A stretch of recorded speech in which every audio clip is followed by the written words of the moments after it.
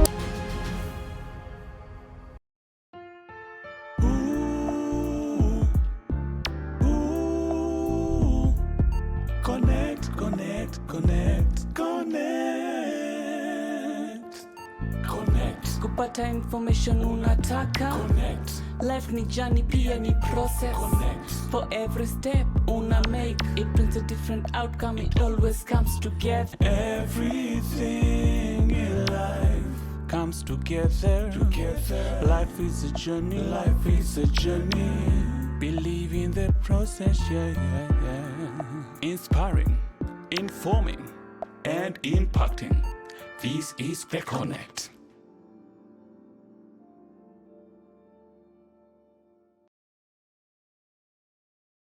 It's regional.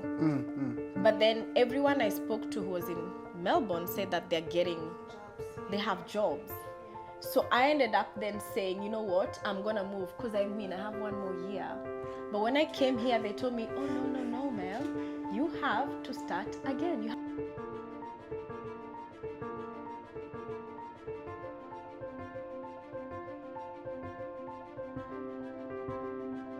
For joining us today, wherever you're joining us. Thank you so much for the love, for the care, and for the support, and for the likes and comments, and those who are giving us very good feedback. Thank you so much. Thank you. So, Claire, I want to understand what happened to you so that you moved from Adelaide to Melbourne. And then now we want to understand the life in Melbourne.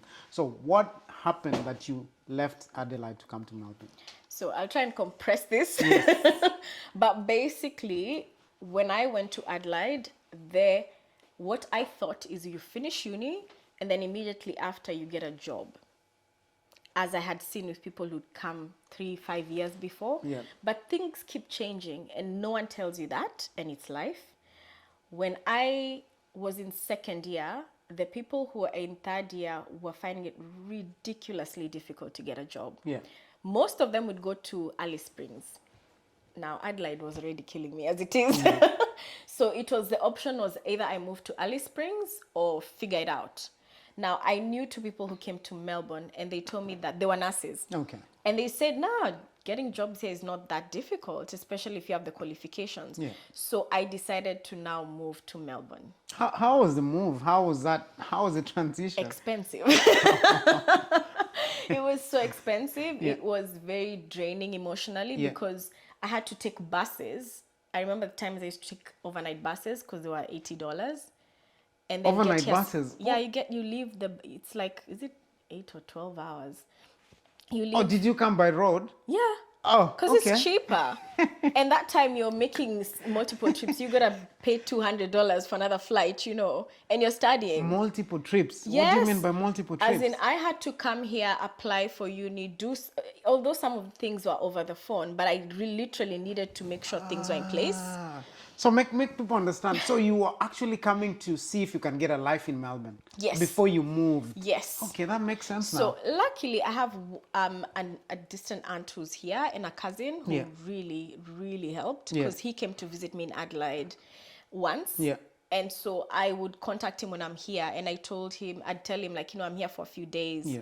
I'm just trying to see what kind of life is here. Yeah. And when I came, I loved Melbourne. Yeah. I loved that it was vibrant, it's multicultural. Like I felt at home. Yeah. For the first time in years. Yeah.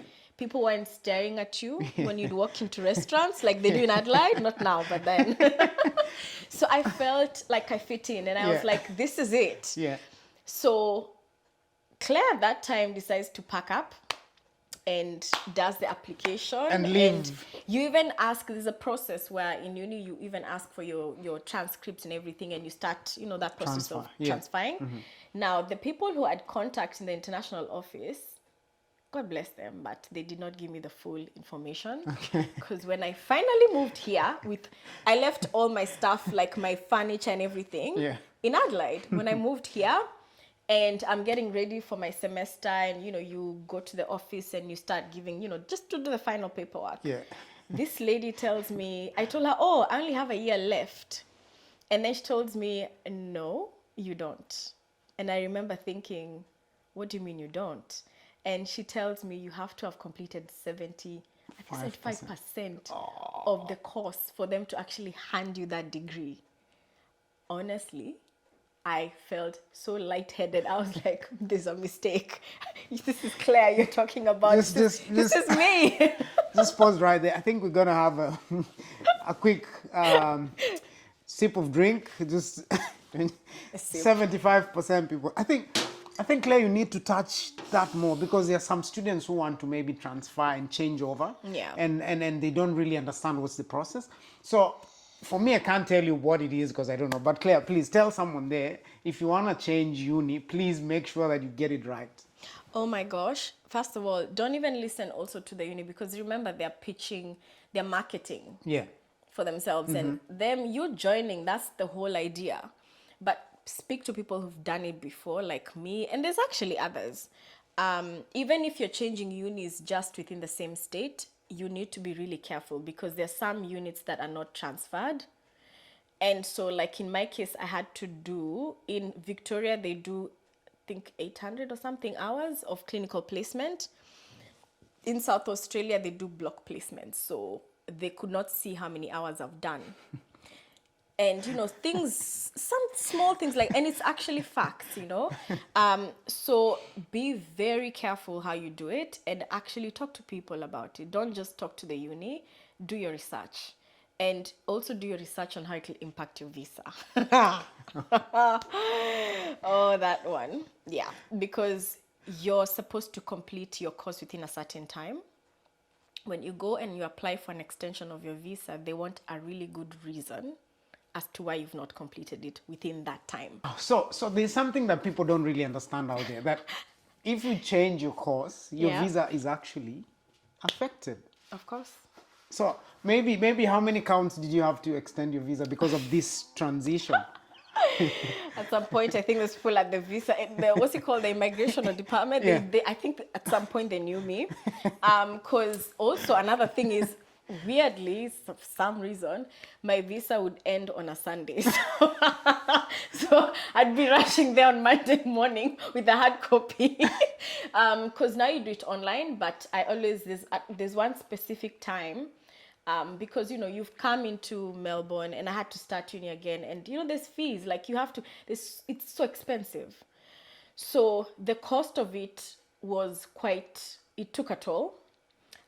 There's at some point I remember having to come up with money for the fees, but then my visa also needs an extension. So I remember one time that I was running around that uni, like crying. And at that point, you don't even realize you're crying. Like your eyes are just tearing like ridiculously. So I basically cried, and I was looking for, so you have to get a COE. Yeah. So I'm running from one office to the other side of the office, just trying to get things signed, right? And I'm not a last minute person, but sometimes life pushes you in a way that you really are out of your options. So basically I needed to come up with a certain amount of money, which I ended up doing. And I thought when you pay it, you get a COE, and then you go take it to your, to immigration. Immigration, and that's it. You don't even have money for an agent. So you take it, and then that's done. It's a wrap, right? But no, that COE before for me to get it, because it showed that I had been there for that period, but I needed, I think, another year to finish my school on top of that, like literally. Yeah. So I thought you just take your COE or you get your COE straight away automatically. But no, it's a process. So basically I had to go take my transcript, take it to the Department of Nursing Studies, and then I had to see the Dean of Studies, that time was Dr. Sonia, and she's only available on email. By God's grace, that woman was there in the office at that specific time. Honestly, these are one of the moments that I know there's a God, because it was just so different. So I met her at that point, and she said, oh, you're gonna apply for your uni. She asked me straight away, do you want to stay here? Do you want to go home? And I thought, this is a trick question. So I said, no, I want to stay here and get more experience, because before I go home.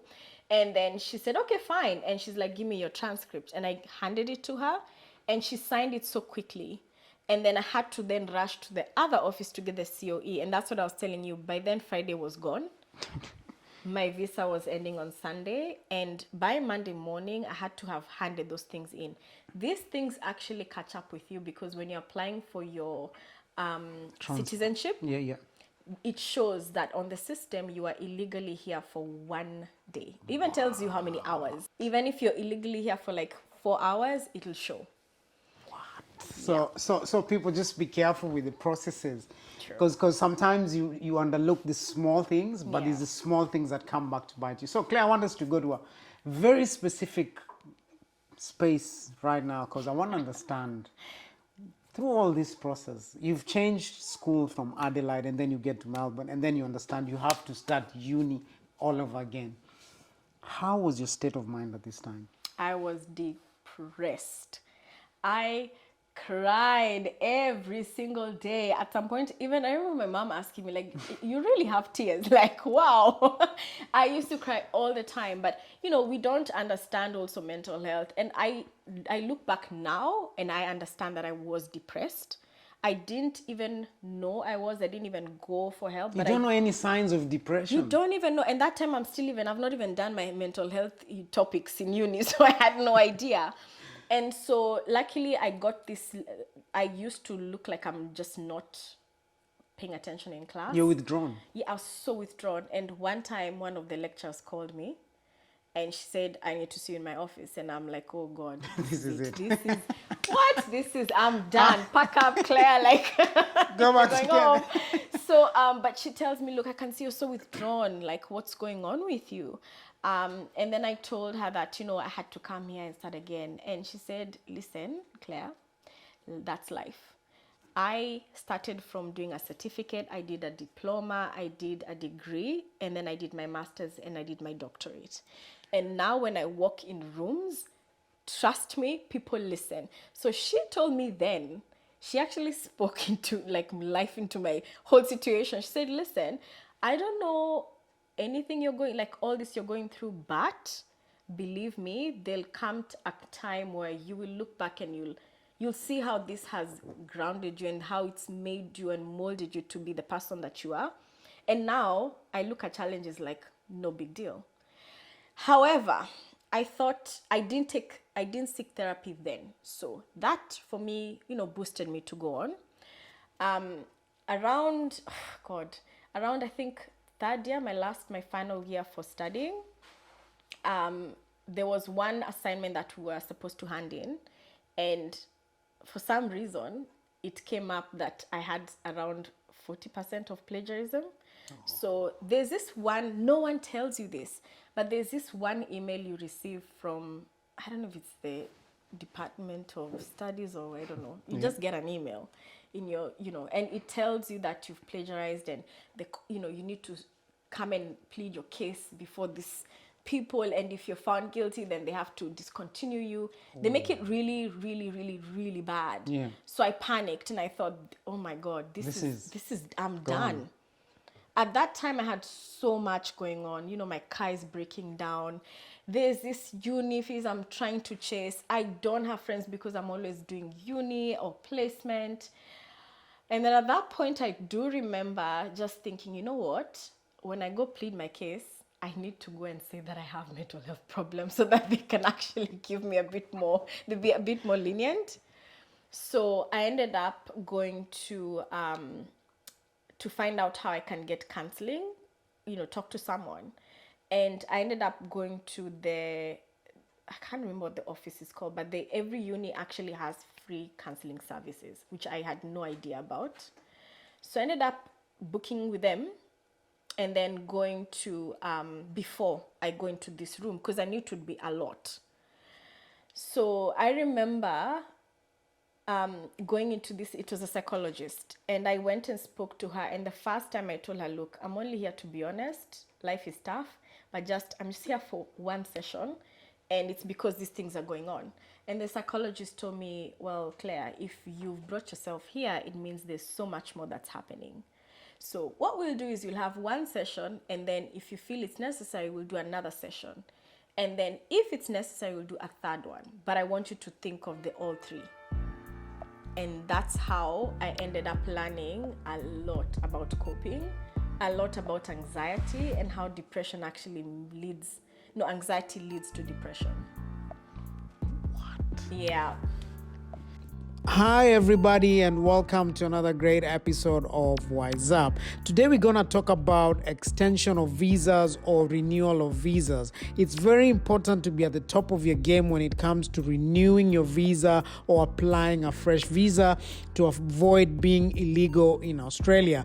This has very major implications in your character test when it comes to you trying to move over to permanent residency or Australian citizenship. So always check that your visa doesn't expire and you become illegal, so that you actually have a smooth running when you wanna actually change over to become permanent residency or Australian citizen. So keep your visa at check. Always remember not to wait till it runs out, and never try become illegal in this country, because it will have a very major implication in your other visa applications. Thank you so much, guys, for watching our videos and always being there.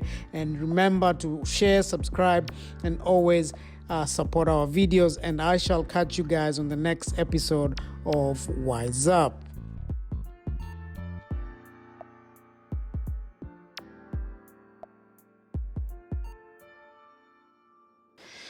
So someone seated out there would actually be asking me, not you. So what is anxiety? What is depression? How do the two intertwine? So maybe just to get a perspective from your life, maybe an instant that something happened, and then you can say that was anxiety, and then that's how anxiety crept in, that's how depression crept in. Maybe do you have any pointers, maybe to help someone to know, okay, I'm going through this, so this is it. So, okay, before I went for that therapy session, my heart was like really pacing. All of a sudden, I just get like, it would just go like so quickly, and then stop with there's nothing happening. Like no. Is that a panic attack? I didn't know it's a panic attack. So I went to the doctor. They checked my blood. I was like, I think it's there's something wrong. I even went for fasting bloods. They did an ECG. I thought there was just something wrong, but not that, And I thought, I've dealt with so much. I'm a strong person. But it gets anyone. So I didn't understand those are panic attacks, which I understood during therapy that they are actually panic attacks. To try and narrow it to the bare minimum, so that someone can understand out there, okay, this is panic attack, this is depression, and this is anxiety, or just so that someone can understand. So panic attack is basically when you could just be sat here and all of a sudden your heart's just palpitating and then it stops. Or, you're constantly, even just not going to sleep. That's another thing. I wasn't sleeping well, and I'm talking 4 hours. You're finding it really difficult to get into sleep. You sleep for 4 hours and then it's like nothing, it's no big deal. Why? It's because I had so many things I was trying to juggle. Your brain is... You're just like this, like there's no stopping. It's either I'm thinking about what I'm going to do for my assignments. It's, uni, it's work. It's how am I going to sort this out? There's these friends and I'm trying to hold on to them because they're my community. There's the car. You didn't even tell us how you... Oh my God, then there was my car that was killing me because I lived so far from uni and it constantly broke down. One time it broke down on the freeway and... Which freeway? The Monash freeway. And I remember it literally stopped, like it just broke down. In the middle of the freeway? I could see, because it would hit up. And I could see it's heating up, so I was like, let me just push it to the side. So I went to the side, And I remember there's a truck that came hooting the entire way. That day was the worst day because I had all these other things happening. And I remember just pulling over. I got into the back seat. I even arranged like my dinner at that time because I was doing night shifts and stuff. And I cried. I just cried for a good, I just cried. And then For how I was many like, hours? I think I was in there for a good 2 hours crying. And then I was like, okay, at the end of the day, I have to get out of here somehow. Right? And it's on the freeway, you can't walk. So I had to call a cab, and the lady who I was talking to was like, do you want me to send an ambulance because I can hear you're not okay? And I was like, no, I'm just having a bad day. But yeah, so that's what happens when you're having anxiety. There's all these things that you're trying to juggle. You're not really sharing with anyone because you're thinking that, you know what, and mind you, when I came here, I didn't have, all those friends I left in Adelaide, I had to start again. Yeah. So I didn't even realize that I do need to build another whole community. But because life is constantly going at you, you're not sharing, you're not talking about these things, you're not decluttering your mind. So you get panic attacks. And then what happens is when you're constantly like that, there's no way your mind can continue working at the same way. You end up getting depressed. You just, the days you feel like you just don't want to get up, you don't want to, the things that you enjoy, you don't enjoy anymore. I was not diagnosed, but I definitely know I definitely know something was wrong. So it's really, that's why I keep saying it's really important that we normalize therapy. There's nothing wrong with that. You don't have to wait to the point where you're so bad and you're so depressed or you're feeling like you've given up completely. It's good to declutter your mind. And these services are free, which I didn't even know about. Every uni has them, and even if you feel maybe I want to go outside of uni, you can go to your GP and talk to them, and they have all these sessions. So maybe in terms of depression, maybe we talked about panic attacks, and you brought up a very good point. Depression. What are the signs of maybe depression, and how do you get yourself? Now you talked about therapy, but how else can you get yourself from maybe being in that state? So my coping, first of all, therapy helped me understand that I'm going down a very bad road. Thinking that I can manage, but I can't. My coping was, I just decided that I cannot handle things by myself. I needed to find someone who's a safe space or someone who I can talk to. And even if I'm really close to my mom, there are things they're in another continent. You can't really tell them. So how I coped is I actually found, I wish I did exercising much more at that time. Because even the whole, how it releases feeling good hormones and stuff, that really helps. But at that time, I just would take just small walks. I would do certain things that I would create me time where I'd watch movies and just, but it doesn't also, because sometimes you're also more withdrawn. But basically stop and do the things that you actually enjoy doing. And if it's within the lines of physical activity, even better. Wow. Depression.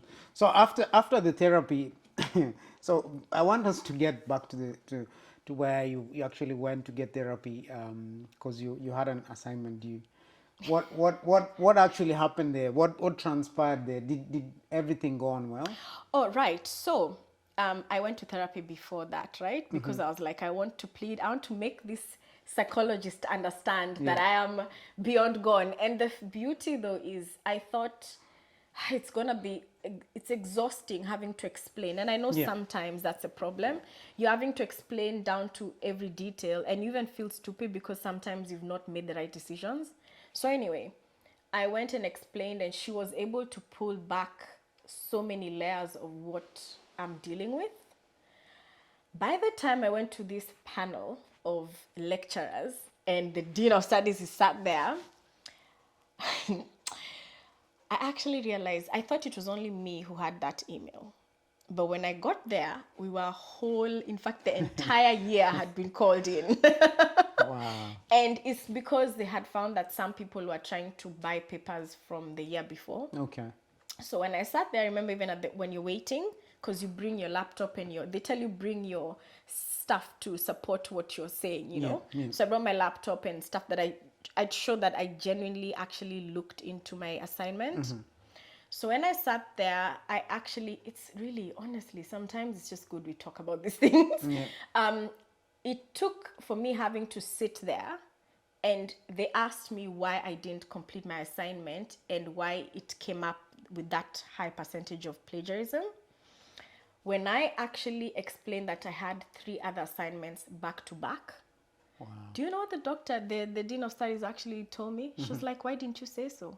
Just like that. Just like that. Like, wow. Claire, why didn't you say so? All you need to say is just say that you have too many assignments together. And she literally asked me, how far apart do you want them? I was like, That was so simple. all along I'm stressing for something that the answer was right there. So she told me, yep, how much time do you need? I explained, just give me 2 weeks in between. She's like, I'll give you 3 weeks. And she's like, here, go enjoy. And if you have any other problem, you need to actually.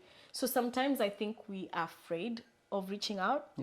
But they're actually there to support that you finish. Wow. So, so right there, you've heard from someone who's actually done it. You know, she's been there, she's done it. She was stressing about something she didn't actually have control over. So we stress sometimes over things we don't have control over, and all you have to do is pause and wait and go and explain yourself. That's all she needed to do. Sure. But that actually simple act made her go to the therapy. So we're gonna understand, how is life now in Melbourne panning out for you? Because you've moved, you don't have your tribe. So I had to find my tribe again.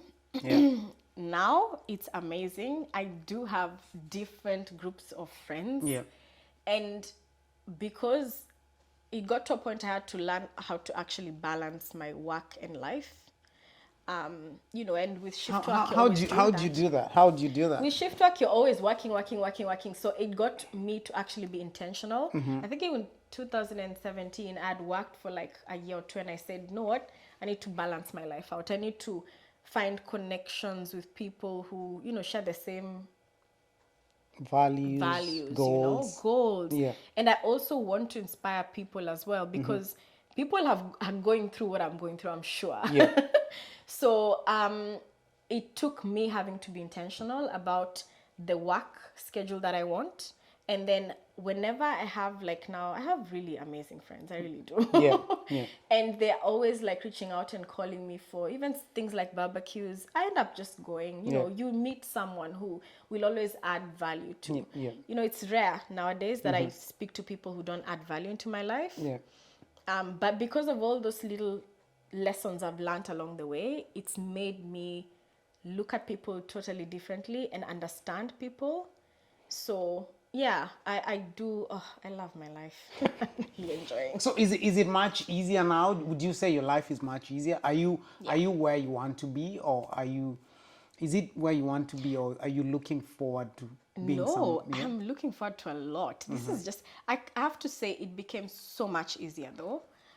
Especially when I finished uni at 2 years after, not like 1, because there's still that process of, you know, getting your visa and stuff, and your PR.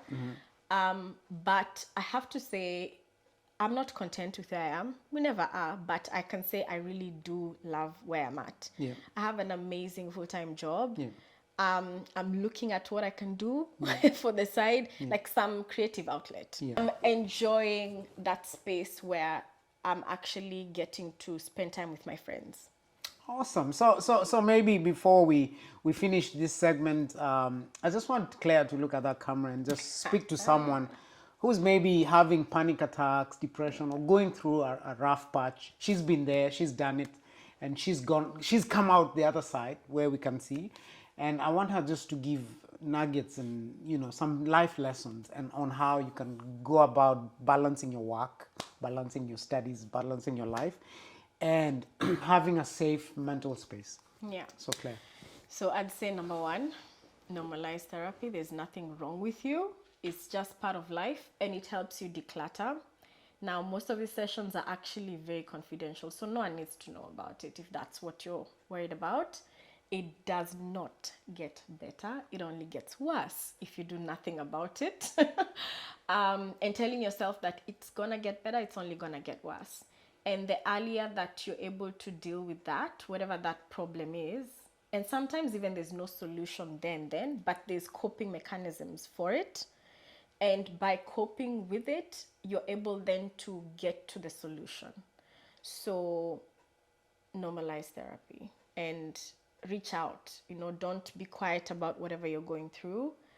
Share it. And if you feel you don't trust people, we're here. We'll keep it confidential. And especially now because, COVID's changed things and we're not able to go home and do things a certain way. There's so many resources around you. There's so many people who are willing to help. So reach out. That's it. There you have it, people. Thank you so much for tuning in tonight, this afternoon, this evening, today. And thank you for tuning in. Thank you for the love, for watching. And please share this video. It might help someone out there. You never know what people are going out there.